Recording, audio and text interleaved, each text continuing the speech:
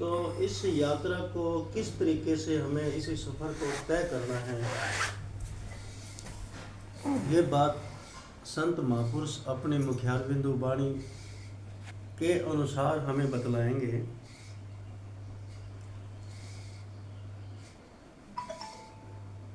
प्रथम बात तो ये है कि ये जो सत्संग है ये बड़भागी के घर हुआ करता है, और इसमें जितनी भी साध संगत आई है वो सब भाग्यशाली है। जिनके बड़े भाग होते हैं, बड़े पुण्य होते हैं, उसको ही गुरु महाराज जी का सत्संग प्राप्त होता है। भाग्य के बिना कुछ नहीं मिलता।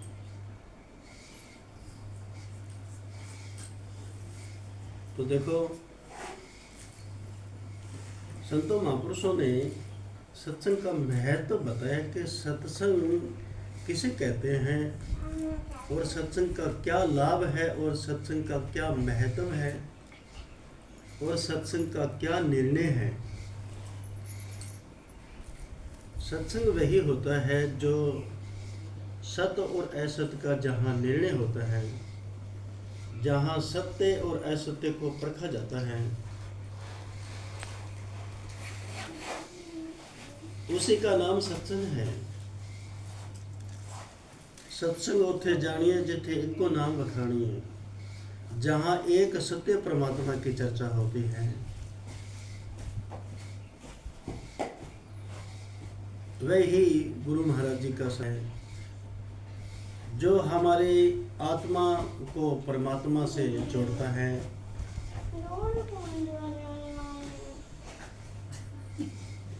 इसलिए संतों ने बताया है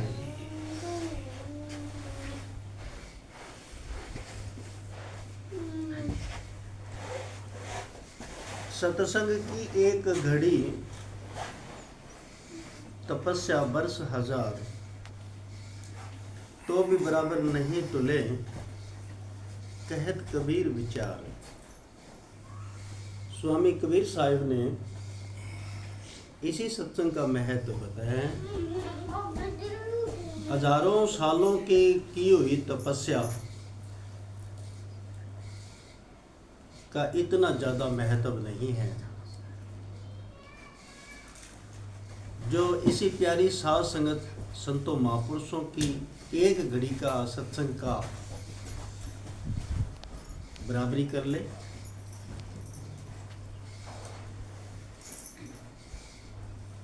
संतों महापुरुषों के ऐसे सत्य शब्द हैं जो हमारे मन में जो एक लगी हुई ग्रंथि है, गांठ है, वह जाती है, और जब तक ये ग्रंथि नहीं खुलती है तब तक हमारा जीवन जो है असफल है, कोई सफलता नहीं।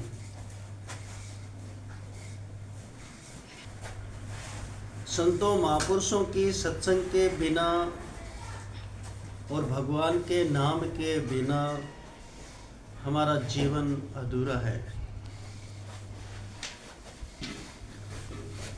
इसीलिए हमारे जीवन की जो यात्रा है, हमें ठीक से पूरी तरह से सोच समझ के इस सफर को तय करना है।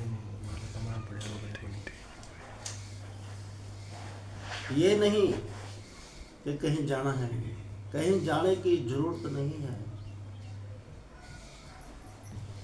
घर, गांव, परिवार, बच्चे छोड़ने की जरूरत नहीं है। शरीर पर किसी तरह की सांग सजाई करने की जरूरत नहीं है। कानों में कुंडल डालने की जरूरत नहीं है। ना ही कोई माथे पर तिलक लगाने की जरूरत है, और ना ही कोई चंदन की माला पहनने की जरूरत है, ना कोई हाथों में कंगन डालने की जरूरत है। इसके बिना ही हमारा जीवन जो है संतों महापुरुषों की कृपा से ये सफर जो है तय हो सकता है। संत महापुरुष हमें क्या बतलाते हैं? हमें यही बतलाते हैं कि जो हमारे अंदर एक बहुत बड़ी भूल है और जिस भूली के कारण हम भटक रहे हैं, आज वो भूल कहाँ से मिटेगी, कौन मिटाएगा? वो संत मिटाएंगे। वो सतगुरु का दरबार है जहाँ हमारी भूल निकलती है।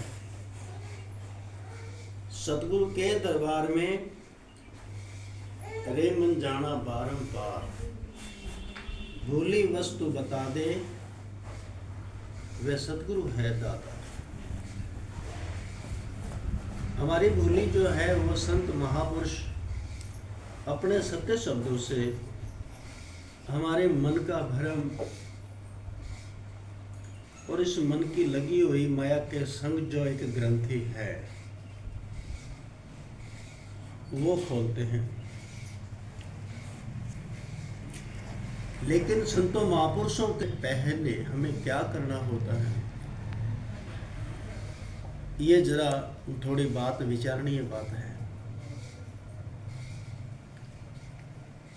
जब तक हमारा संतों महापुराने का सही तरीका नहीं है, हमारा सही भाव नहीं है, हम उनके पात्र नहीं हैं, हम उनके लायक नहीं हैं, हम उनके काबिल नहीं हैं, तो वो भला कैसे देंगे? संत मिलन को जाइए, तज आलस अभिमान। हमारे मन के आलस्य और परमात्मा को, इस प्रमाद को, इस जगती जाल को, इस अविद्या माया को हमें बिल्कुल खाली होकर के चलने की तैयारी करनी चाहिए। क्यों? आलस्य और प्रमाद और निद्रा ये हमेशा हमेशा के लिए ही माया में ही धकेलता है, जिसके कारण हमें ये बहुत बड़ा दुख मिलता है। हमारा जीवन भी हाथ से छूट जाता है और पूरी जिंदगी भी हाथ से निकल जाती है और संत भी हाथ से निकल जाते हैं और ये सत्संग जो है ये भी हाथ से निकल जाती है और परमात्मा की भक्ति जो है वो भी हाथ से निकल जाती है। हमारे हाथ में कुछ नहीं रहता। तो हमें अपने मन के प्रमाद, मन के सोचे हुए विचार,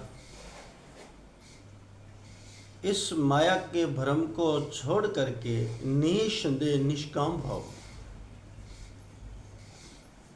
ममता रहित, आलस्य और प्रमाद को छोड़ करके हमें संतों महापुरुषों के पास जाना होता है।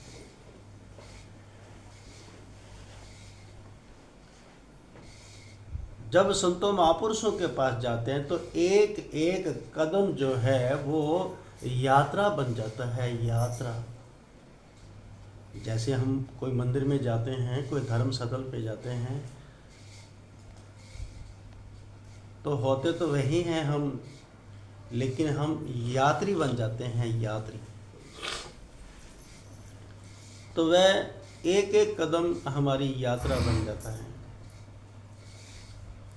तो फिर क्या होता है,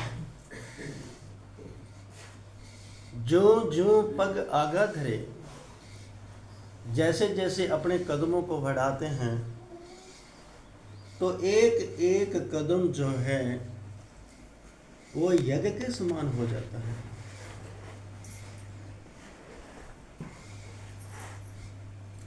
इतना फल अमन करने से नहीं मिलता,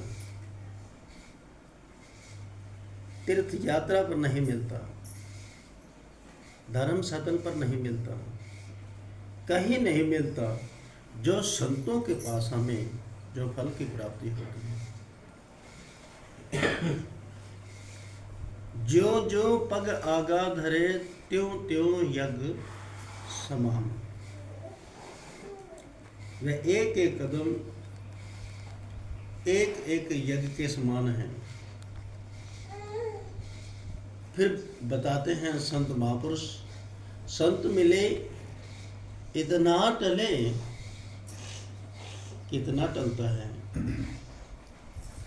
काल जाल जम चोट, जो यमों की यातना है वो हमें नहीं भुगतनी पड़ती।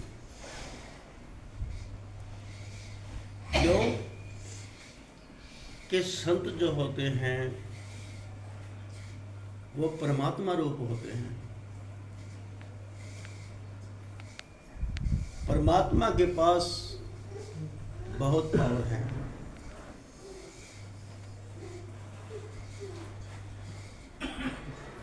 जो परमात्मा के पास पावर है वो काल और यमों के पास नहीं है।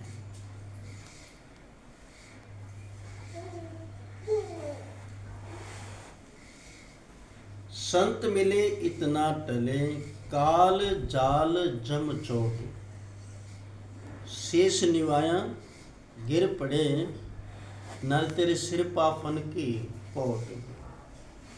संतों महापुरुषों के चरणों में शीश झुकाने से हमारे जो शीश पे जो रखी हुई पापों की जन्मों की जो गठड़ी है वो झुकने से गिर जाती है। और वो गठड़ी गिर जाने के बाद हम सुखी हो जाते हैं। ये तो सीधी बात है। जब तक गठड़ी हमारे सिर पे है तब तक गर्दन टूटती है, और जब गठड़ी गिर जाती है तो इस बात को तो सब प्राणियों को पता है, सब व्यक्तियों को पता है, हर आदमी को पता है कि वह इंसान सुखी हो जाता है। ब्रह्मानंद जी ने बताया है, धरी सिर पाप की मटकी मेरे गुरुदेव ने झटकी। वो ब्रह्मानंद ने पटकी, अगर फूटे तो फूटन दे। हमें है काम ईश्वर से, जगत रूठे तो रूठन दे। हमारे ऐसे भाव बन जाए, हमारी ऐसी ब्रेज जागरूक हो जाए, हमारी ऐसी लगन लग जाए, हमारा ऐसी दृष्टि लग जाए, हमारा ऐसा ध्यान लग जाए संतों महापुरुषों ने,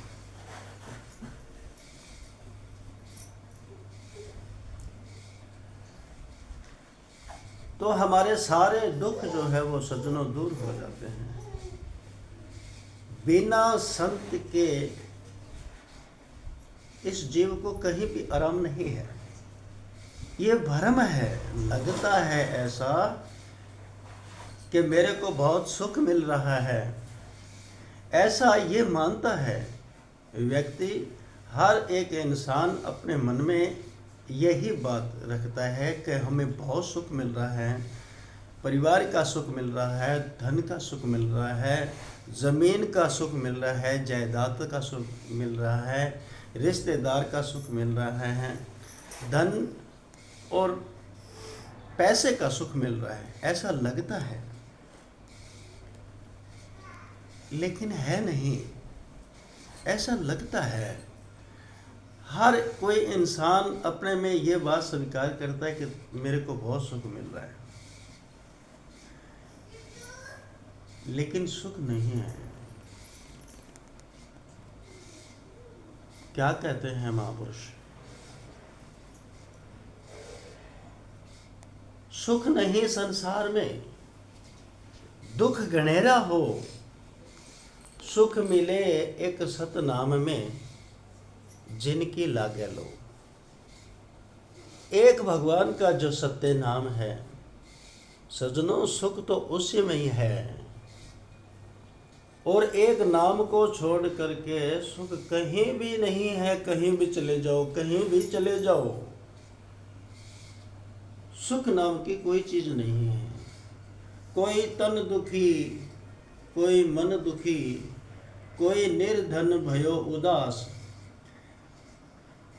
ये थोड़े थोड़े सब दुखी, कोई सुखी राम का दास। ये तो सभी दुखी हैं, दुख से भरे पड़े हैं। सुखी तो वही व्यक्ति है जो नाम से जुड़ा है।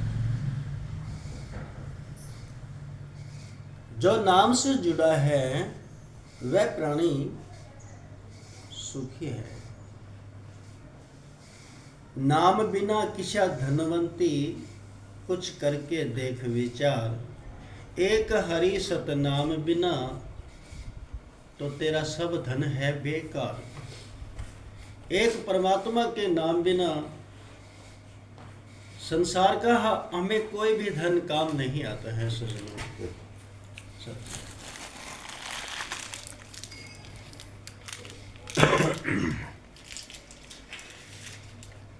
भगवान को नाम छोड़ करके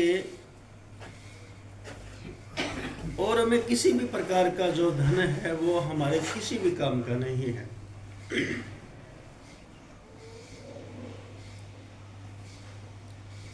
नानक दुखिया सब संसार, सुखिया सोहे नाम हजार। ये गुरु नानक देव जी महाराज ने अपने शब्दों में बताया है। नानक दुखिया सब संसार, पूरा संसार जो है ये दुखों से लबालब भरा हुआ है।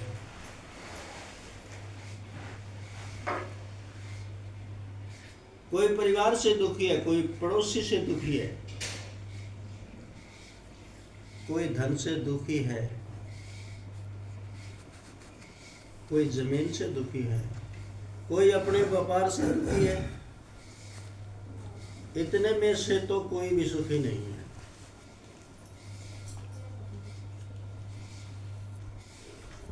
सुखिया सोही नाम आधार। जिसके हृदय में परम पिता परमात्मा का नाम बस गया है सज्जनों, वह प्राणी सुखी है। एक नाम को छोड़ करके सुख कहीं भी नहीं है, कहीं भी नहीं है, कहीं भी नहीं है।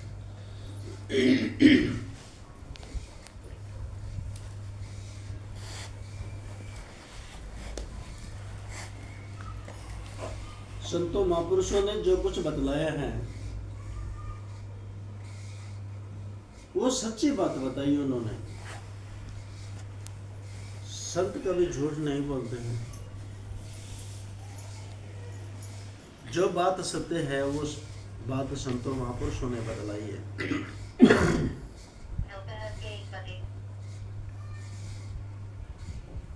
तो वही वो नानक नाम जहाज है, चढ़े सो उतरे और वह परमपिता परमात्मा का नाम जो है वो जहाज के समान है। अगर इस भव सागर को पार करना है तो उस नाम रूपी जहाज में हमें चढ़ना होगा। वह नाम केवल संतों महापुरुषों के पास है और किसी के पास नहीं है।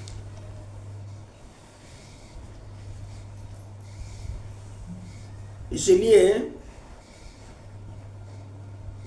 संतों ने ये जो क्लास लगाई है, ये जो पाठशाला खोली है,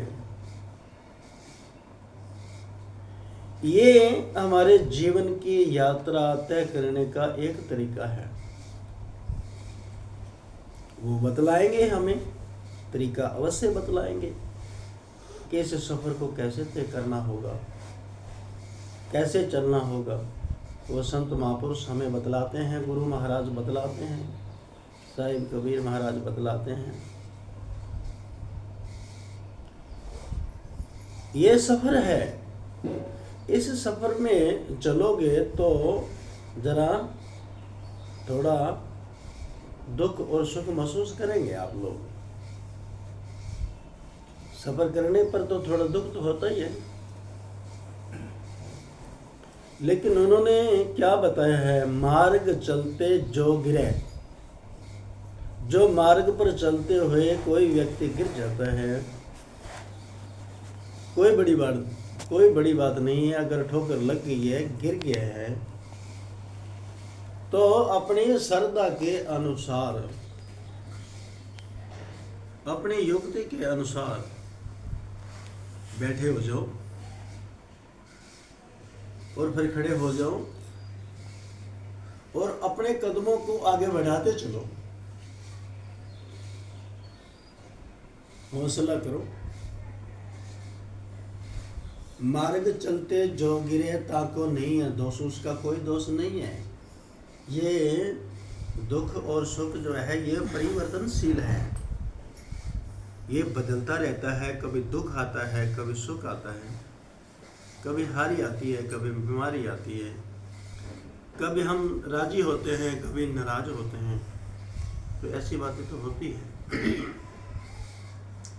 तो उसमें घबराना नहीं चाहिए। घबराने से कोई हल नहीं है। हमारी श्रद्धा और विश्वास और हमारा संयम जो है बना के रखना चाहिए। श्रद्धावान धीरज पुरुष जो हैं वो अपनी श्रद्धा और धैर्य और संयम बना के रखते हैं। क्या संतों महापुरुषों में दुख नहीं आता है? क्या उनमें हारी बीमारी नहीं आती है?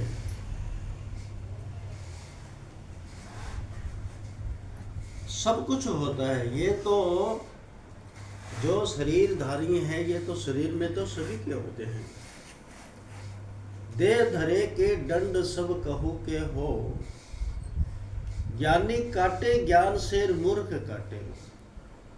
तो ज्ञानी जन जो होते हैं वो धैर्य रखते हैं, धीरज रखते हैं, संयम बना के रखते हैं, तो उनको दुख व्याप्त नहीं है। और जो अपने संयम को खो देता है, धैर्य को खो देता है, धीरज को खो देता है, वह उसमें रुदन करने लग जाता है। रोदन करने से कोई हल नहीं हुआ करता है। हल तो उसका धीरज रखने से, धैर्य रखने से ही होता है। मार्ग चलते जो गिरे ताको नहीं है दोष, कहे कबीर यहाँ ना बैठिए, करोड़ चले सिरकूस। हमारा सफर जो है वो हमारे कदमों के नीचे है सजनों। हमारे पाँव के नीचे है सफर जो है। चलना बंद कर देंगे, कदम उठाना बंद कर देंगे तो रास्ता क्या करेगा? कोई है हल? यही बात बतलाते हैं संत महापुरुष। कहते हैं कि जीवन के अंदर ऐसी ऐसी बातें बहुत बार आती है, लेकिन इसमें संत महापुरुष हमें यही बात बतलाते हैं, ये तरीका सिखलाते हैं, ये तजुर्बा बताते हैं, जीवन जीने का अनुभव कराते हैं। फिर हम निडर हो जाते हैं। गुरु महाराज जी का ज्ञान हमारे हृदय में प्रवेश कर जाता है, हमारा सहायक बन जाता है, मित्र बन जाता है, दोस्त बन जाता है। हमारी आत्म शक्ति का बल जो है वो बढ़ जाता है।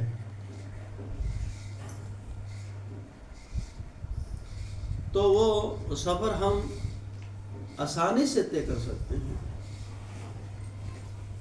ये युक्ति संतों के पास है और किसी के पास नहीं है।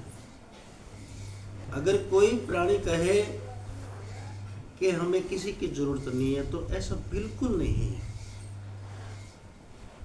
गुरुदेव के बिना, संतों महापुरुषों के बिना हमारे जीवन का जो यह सफर है ये तय नहीं हो सकता सज्जनों। उस मंजिल को हम पा नहीं सकते। बताया संतों महापुरुषों ने, राम कृष्ण से कौन बड़े जिन्होंने ही गुरु की, तीन लोग के थे धनी गुरु आगे अधीन। वो देखो तीन लोग के अंदर वो तो एक ज्योतो ही ज्योत थे, भगवान कृष्ण, श्री रामचंद्र जी महाराज, कबीर साहब, गुरु नानक देव जी महाराज, दादू दयाल, रविदास जी महाराज, वो तो वास्तव में भी एक शक्ति के रूप में थे, तो उनको गुरु बनाने की क्या जरूरत थी। लेकिन यहाँ इस सृष्टि का ये नियम है, गुरु बिना माला फेरता, गुरु बिना देता दान। गुरु बिना दान हराम है, लखवांचो वेद पुराण। गुरुदेव के बिना तो हमारा दिया हुआ दान जो है वह भी निष्फल जाता है, फल की प्राप्ति नहीं हुआ करती। गुरुदेव के बिना जो भी कार्य होता है सज्जनों, उसमें हमें फल नहीं मिलता। लगता तो है ऐसा कि हमें बहुत कुछ मिला है, लेकिन फल की प्राप्ति नहीं हुआ करती। तीर्थ गए फल एक, संत मिले फल चार। जे सतगुरु मिले अनेक फल, कहत कबीर विचार।